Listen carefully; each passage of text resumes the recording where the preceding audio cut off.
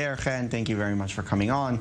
So, thank you. And in London, we also saw some pretty large protests that were taking place in the streets. Well, what do you make of those?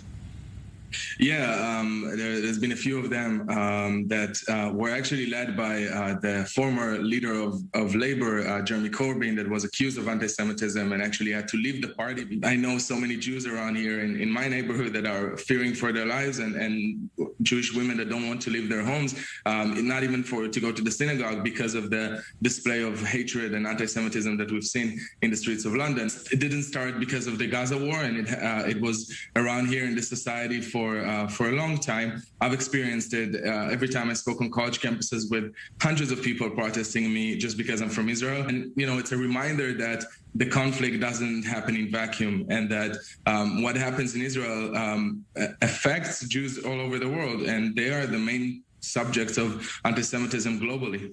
Hen, some of the people who took part in those protests, or some of the people in general probably that you've sort of been debating with, would say, well, these are people who are protesting Israeli policies regarding Gaza, and that's not anti-Semitism. And if there were some anti-Semitic incidents in those protests, that's just sort of part of certain people inside the protest who got carried away. What would you say to that? I would say that if you're holding a rally against Israel, you have to be extra careful, because Israel is the only Jewish country in the world. And, I find it's really interesting that the only people that feel like you can't criticize Israel without being accused of anti-Semitism are anti-Semites. It's people that have history of anti-Semitism, and you can criticize Israel. I'm criticizing Israel every day. Most Israelis are criticizing Israel on a daily basis. I mean, I think all Israelis criticize Israel.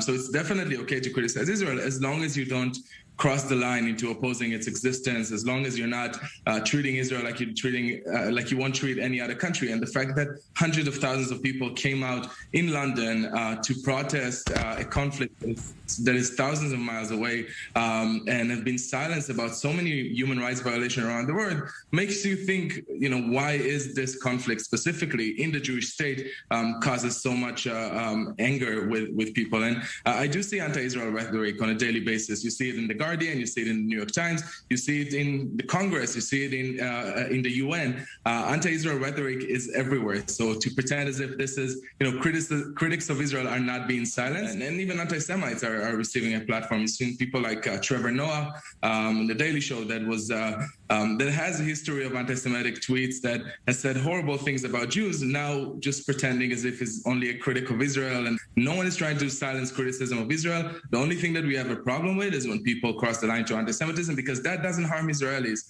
It harms Jewish people in the diaspora that shouldn't be held accountable for the actions of a government that is thousands of miles away from their homes. I would ask, Hen, obviously you're not fighting with the IDF in this war in Gaza, but you are fighting a war on social media.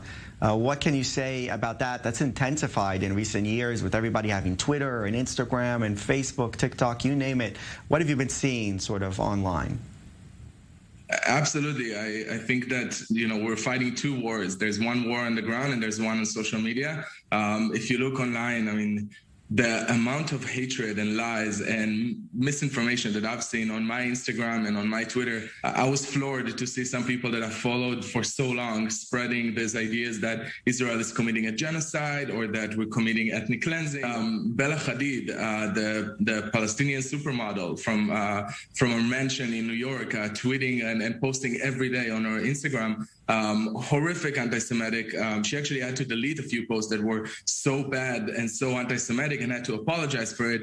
But, one Bella Hadid has more followers than there are Jews alive in the world. She has 3 times the number of Jews alive in the world. And that's really terrifying for me. I mean, the bar has been lowered so much for me, this war, that this operation that all I'm fighting for is just to make sure that people will not, that people will understand that Israelis have the right to live and not to be murdered. I mean, in the past, it was defending Israel. I'm not defending Israel anymore. All I'm defending is the right of Israelis to live and not being murdered. It's sad and it's terrible and it's terrifying to see, actually. And that's why I'm doing what I'm doing on social media, and I'm not going to stop.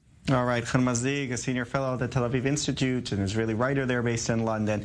Thanks a lot for giving us that other perspective of what's been going on in this war, which is probably no less important than the war itself.